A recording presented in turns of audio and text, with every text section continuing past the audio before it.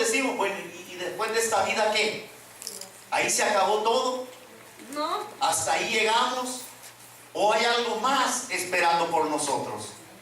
Y fíjese, hermano, que sin lugar a dudas, la resurrección de Jesús constituye el elemento de la fe más atacado en todo lo que es el cristianismo.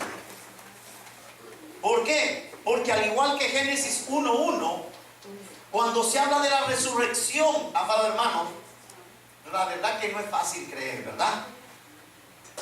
No es fácil creer que alguien muera y que pueda ser levantado de nuevo. Algunas veces las escrituras, fíjese, la Biblia, algunas veces nos confunde a nosotros por los subtítulos que tiene.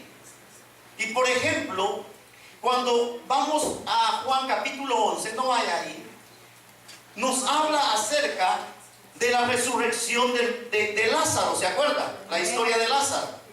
Pero fíjese, yo lo acabo de mencionar ahorita, oiga lo que dije, la resurrección de Lázaro. Realmente esa es una palabra mal aplicada allí, porque resurrección es única. Oiga bien lo que le digo. Una cosa es revivir, reanimar, y otra cosa es resucitar. Cuando alguien es levantado de la muerte, y hemos visto muchos milagros con respecto a eso, no es resurrección si ha sido levantado de ahí. ¿Por qué? Porque se levanta, sigue envejeciendo y luego ¿qué? Muere. Pero fíjese, nuestro Señor Jesucristo resucitó para vivir eternamente. Amén. Entonces, fíjese, toda nuestra fe, amados hermanos, o el producto o el fruto de lo que nosotros somos, no está basado en la muerte de Jesús. Oiga bien, en la muerte de Jesús está basado el sacrificio que Él hizo. Oiga bien, pero el fruto de lo que nosotros somos hoy está en la vida de Jesús después de la muerte. O sea, Él venció a la muerte. Amén. Y porque venció a la muerte es que nosotros seguimos creyendo en Él. Así es, amén. Si no, póngase a pensar un ratito. Los discípulos, hermano, todavía el Señor antes de ser llevado al cielo, ellos todavía no le creían al Señor. Dice la Escritura que algunos dudaban. Entonces el Señor les tiene que decir, mire, van a recibir poder y ustedes se van a dar cuenta. Las Escrituras les van a ser abiertas y se van a dar cuenta. Y eso es exactamente lo que sucede. Las Escrituras les son abiertas y empiezan a entender que realmente el Señor había resucitado, hermano.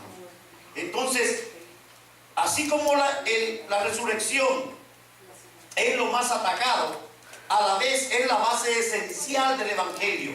Porque si no hubo resurrección, si Cristo no estuviera vivo hoy, nuestra fe solo viene a ser una broma de mal gusto. Créanlo.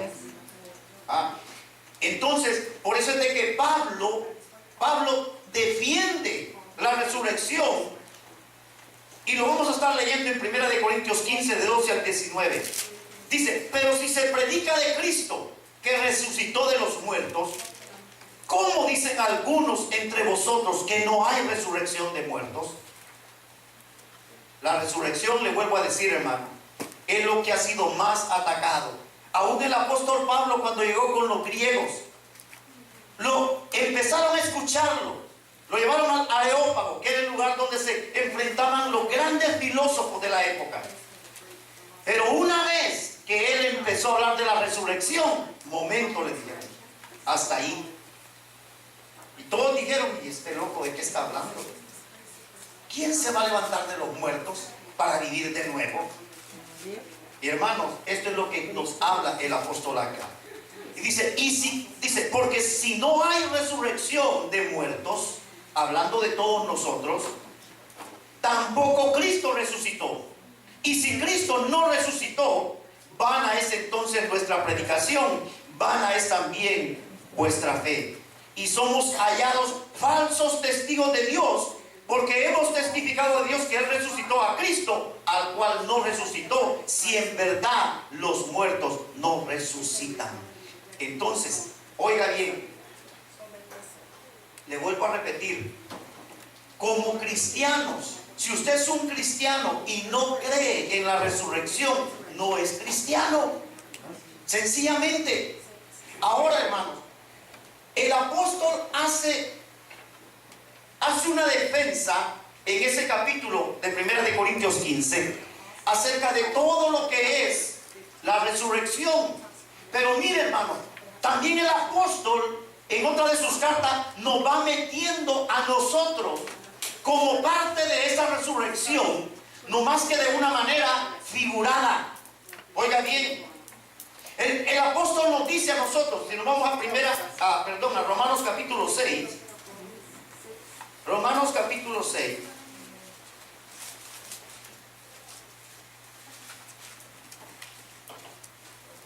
Dice en el versículo, bueno, leamos desde el 1. ¿Qué pues diremos?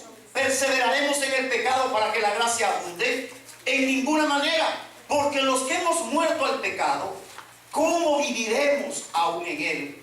¿O no sabéis que todos los que hemos sido bautizados en Cristo Jesús, hemos sido bautizados en su muerte? Porque somos sepultados juntamente con él para muerte por el bautismo, a fin de que, como Cristo resucitó de los muertos por la gloria del Padre, así también nosotros andemos en vida nueva. O sea, mi hermano, oiga bien, cuando nosotros somos bautizados, y quizás voy a hablar un poquitito de esto, porque yo sé que hay algunos que se van a bautizar dentro de poco. Mira, hermano, ¿cuál es la importancia del bautismo? El bautismo no es únicamente un simbolismo, déjenme decirles, sino que el bautismo, hermano, es un misterio, podemos decir hasta hoy. Porque así como hablamos de una tipología, amado hermano, la Escritura nos dice que el bautismo nos reviste de Cristo mismo.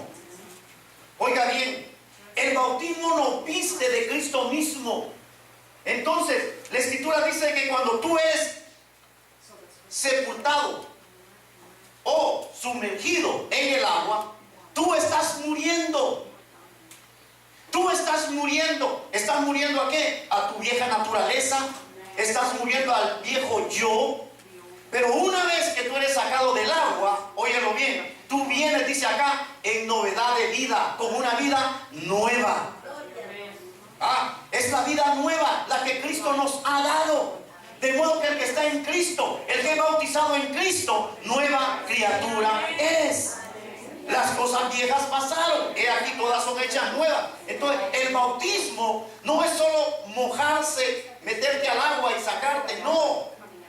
Eso no es el bautismo. El bautismo cambia tu vida. Por eso dijo Marcos en su Evangelio, capítulo 16, todo aquel que creyere y fuere bautizado, ¿qué dice? Será salvo. Pero el que no creyere será condenado. Entonces, en el bautismo, hermano, hay una identificación con la muerte y con la resurrección de nuestro Señor. Metemos a un pecador en el agua y fíjese, hermano, aun cuando nosotros ya hemos aceptado al Señor, es necesario ese lavamiento. Por eso es un gran error, oiga bien, es un gran error que nosotros pretendamos darle clase a alguien para que se bautice. No, hermano, si lo que la persona tiene que hacer es creer que Cristo murió por él, es todo. Es todo lo que tiene que hacer. La persona debe de estar consciente, oiga, de lo que es bueno y lo que es malo. Para eso es lo que necesita para ser bautizado. Y muchos de los jovencitos hoy en día, a los 8, 9, 10 años, hermanos, ya saben más que nosotros, muchos.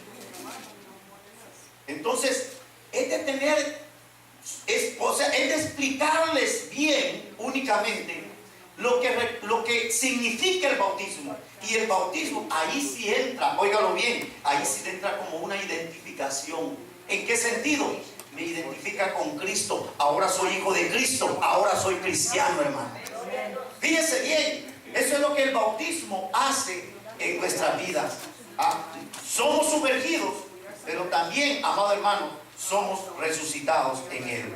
Entonces no podemos llamarnos cristianos si no creemos en la resurrección de Jesús. Por esto Pablo dice, mas ahora Cristo ha resucitado de los muertos. Primicia de los que durmieron es hecho. ¿Por qué primicias? Mire, en la Biblia encontramos, cualquiera puede decir, no, pero si en la Biblia tenemos la historia de Lázaro, en la Biblia tenemos la historia de la viuda de Naín. Pero mire, hermano, solo en el griego le voy a decir algo. Si usted revisa las palabras en griego de lo que está allí, se va a dar cuenta que no es la misma palabra que se usó cuando el Señor dijo, yo soy la resurrección y la vida. El que cree en mí, aunque esté muerto, vivirá. Mire, hermano, si usted piensa en eso, aunque esté muerto, vivirá.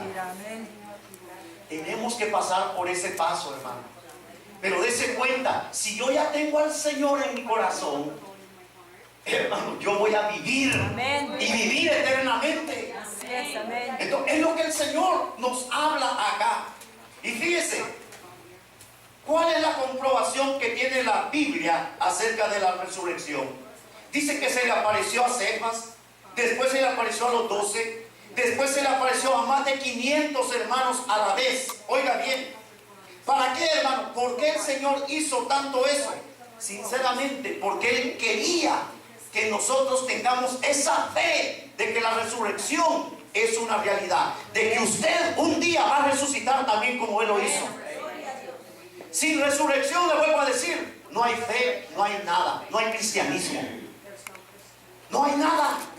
Pero cuando creemos en eso, o sea, cuando yo sé que voy a resucitar, dice la Escritura en Romanos 8:11, que si el espíritu de aquel que levantó a Jesús de los muertos vive en ti, ese mismo espíritu te va a levantar de los muertos cuando te llegue la hora.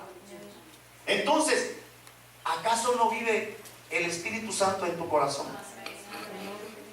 Hermanos, qué lindo es de veras entender la Escritura, ver las promesas bellas que tenemos allí. Fíjese, el apóstol Pablo, le vuelvo a repetir, hace mucho énfasis, y dice él, y al último de todos se me apareció a mí. Hermano, nosotros somos los últimos. Oiga bien, a quien Jesucristo se le sigue manifestando, porque cada uno que viene al Señor tiene un encuentro personal con el Señor. Eso es lo que nosotros tenemos, hermano. No creemos, como dicen, en pajaritos, ¿verdad? Sino que creemos en una realidad. Es una realidad, hermano, que no podemos negar. Imagínense el apóstol Pablo, según la Escritura dice que él iba camino a Damasco persiguiendo cristianos. Por eso dice él que por último se me apareció a mí, dice él, que no merezco ser llamado apóstol porque perseguía a la iglesia. Y sí que la persiguió, hermano. Sí que la persiguió. Anoche estuvimos viendo esa movie que dijo Gloria en la mañana, el Hijo de Dios. Y en esa movie se ve parte de cómo Pablo perseguía a la iglesia, de todo. Y él mismo lo declara, hermano.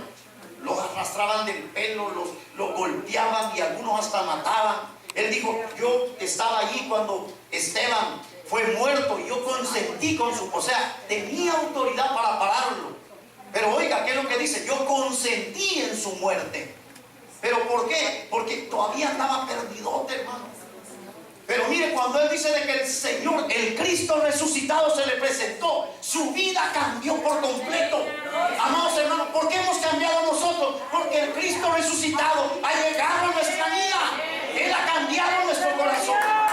Él nos ha hecho nuevas criaturas. Y eso es lo que el Señor quiere.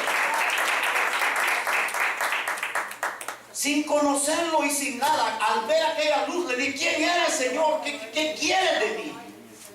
Y el Señor inmediatamente lo manda, hermanos, para que haga el oficio, para que haga el trabajo que Él le tenía preparado. Entonces Pablo nos hace ver en sus cartas que el Evangelio no lo recibió de hombres, ni por hombres, sino directamente de Jesús. Y mire qué lindo es, hermano, mire, qué lindo es cuando usted tiene la escritura a la mano y la está leyendo y de repente usted encuentra algo que nunca había visto antes.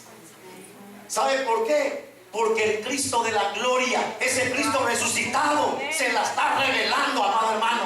¿Para qué? Para seguir haciendo la labor a la que hemos sido llamados. Eso es lo lindo de meternos en la escritura, porque el Señor se sigue revelando a nosotros, créanme. Él lo habla aquí claramente. Fíjense, Jesucristo es el único que ha resucitado, o sea, el único que venció a la muerte, levantándose y revistiéndose con un cuerpo de gloria, que es la promesa que todos nosotros tenemos. Hermano, ese día, como dice la escritura, el Señor venga en un abrir y cerrar de ojos, dice, nuestros cuerpos van a ser levantados, y aquellos que ya estaban muertos, ¿qué pasó? Van a ser levantados también. Fíjese, ahí vamos a tener cuerpos de gloria, cuerpos glorificados, en donde el Señor no necesitaba tocar la puerta, solo atravesaba las paredes, hermano. Muchos de los que están en contra de esto lo quieren interpretar de diferente manera, pero no, hermano. Un cuerpo como ese es el que Dios nos ha prometido a nosotros. Entonces hay que tener la plena seguridad de que también nosotros vamos a resucitar. Luego, hermano, la escritura nos habla de cómo se les presentó el Señor a las mujeres. Fíjense, a María Magdalena se le presentó a dos de sus discípulos. Y en mire, este es uno de los relatos que más me gusta. Lo voy a invitar a que leamos ese. Vámonos a Lucas 24. Y quizás se lo voy a hacer así cortito. Es que es lindo esta escritura, hermano. Es linda esta escritura. Porque dice, y he aquí dos de ellos iban el mismo día a una aldea llamada Emaús, que estaba a 60 estadios de Jerusalén. Le di la cita, ¿verdad? Lucas 24, 13. E iban hablando entre sí de todas aquellas cosas que habían acontecido. Sucedió que mientras hablaban y discutían entre sí, Jesús mismo se acercó y caminaba con ellos. Mire, hermano, póngase a pensar eso. ¿Cuántas veces hicimos nosotros que andábamos con nuestros cheros, verdad? Con los amigos. Y imagínense esta gente cómo iba por el camino. Quizás habían caminado o eran de otra aldea, digámoslo así. Iban caminando y de repente dice la escritura que se le llega a Jesús por ahí. Y les pregunta a Jesús, ¿y de qué están hablando? ¿Qué onda con ustedes? No, hombre, que no te has dado cuenta de lo que pasó. ¿Qué pasó? Y ahí empezó el Señor a sacarles. Oiga, qué lindo esta escritura, hermano. Mire, dice, mas los ojos de ellos estaban velados para que no le conociesen. O sea, el Señor se presenta a ellos, pero no permite que lo conozcan. Oiga bien, es el Señor mismo quien no se los permite. Dice, y le dijo, ¿qué pláticas son estas que tenéis entre vosotros mientras camináis? ¿Y por qué estáis tristes? Respondiendo uno de ellos, que se llamaba Cleofas, le dijo, ¿eres tú el único forastero en Jerusalén que no ha sabido las cosas que en ella han acontecido en estos días? Entonces él les dijo, ¿qué cosas? Y ellos le dijeron, de Jesús Nazareno, que fue varón profeta, poderoso en obra y en palabra delante de Dios y de todo el pueblo. Oiga bien esto, hermano. ¿Cuál era la descripción de ellos? Póngale atención ahí a lo que estamos leyendo.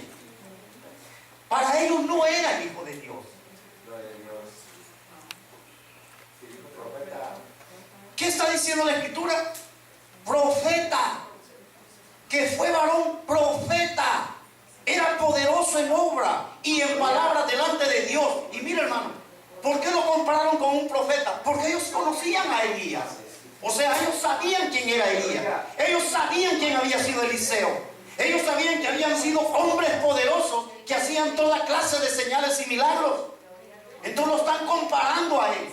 Y les dicen, no, era un profeta, hacía cosas que nadie hace. Las mismas palabras de Nicodemo, hermano. Fíjese, y luego dice, ¿y cómo le entregaron los principales sacerdotes y nuestros gobernantes a sentencia de muerte y le crucificaron? Pero nosotros esperábamos que Él era el que había de redimir a Israel. ¿Se da cuenta? Ese es el concepto. Mira, aquí viene la pregunta de nuevo. Aquí viene la pregunta de Mateo 16. ¿Quién dice la gente que soy yo? Y le mencionan los profetas ahí. ¿Y ustedes quiénes dicen que soy? Hermano, tú eres el Hijo de Dios. Pero ¿acaso todos lo sabían? ¿Acaso todos lo habían, ya les había sido revelado? No, hermano. Ahora nosotros, oiga bien, porque ya tenemos la escritura, sabemos que Él es el Hijo de Dios.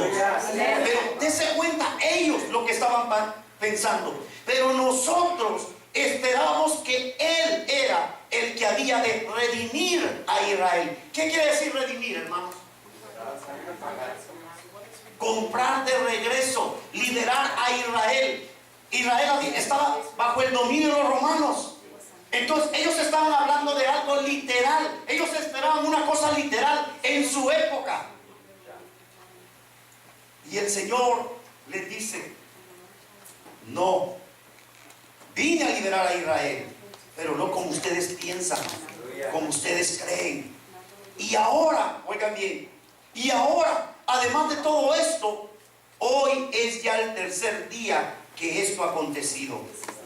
Aunque también nos han asombrado unas mujeres de entre nosotros, las que antes del día fueron al sepulcro, y como no hallaron su cuerpo, vinieron diciendo que también habían visto visión de ángeles, quienes dijeron que Él vive.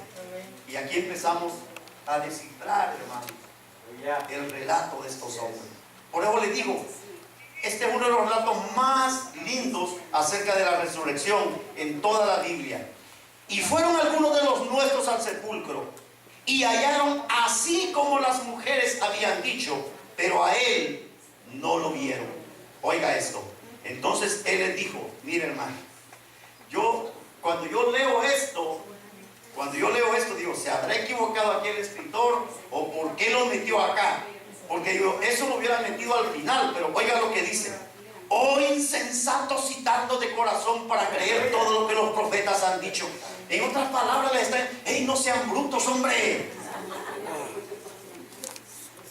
Si yo soy, fíjense, si yo soy, no, hey, ¿qué les pasa? Hermano, aquel que no cree en la resurrección, le vuelvo a decir, no está en nada. No está en nada. Oh insensatos, oh tontos y tardos de corazón para creer todo lo que los profetas han dicho. No era necesario que el Cristo padeciera estas cosas y que entrara en su gloria. Y comenzando desde Moisés y siguiendo por todos los profetas, le declaraba en todas las escrituras lo que de él decían. Mire, hermano, que yo me pongo a pensar, Dios mío, ese ha sido el mejor sermón que ha existido en todo el mundo. No más que estos no lo escribieron. Porque dice que desde Moisés los agarró a decirles, miren, ¿ustedes creen que el haberle pedido a Dios que sacrificara a Isaac fue casualidad? No, hombre. Ya era una figura de lo que yo iba a hacer. ¿Ustedes creen? Imagínense, ¿ustedes creen que el haber sacrificado aquel corderito para cubrir el pecado fue casualidad? No. ¿Ustedes creen que haber agarrado el cordero pascual fue una casualidad? No. ¿Qué dijo Juan, hermano? He aquí el cordero de Dios que quita el pecado del mundo. Fíjese, mi hermano, mire qué tremendo, hermano. O sea, el Señor les echó un mensajazo ayer, mejor de todos, se lo vuelvo a decir. Le declaraba en todas las escrituras lo que de él decía. Ay, hermano, si leemos el Salmo 22, imagínense. Dios mío, ¿por qué me has abandonado? Hermano, dicho mucho, pero mucho tiempo atrás. Isaías 53, amado hermano. Isaías 53 nos hace ver todo lo que pasó al Señor. Estas movies que dan, más que todo están enfocadas en Isaías 53.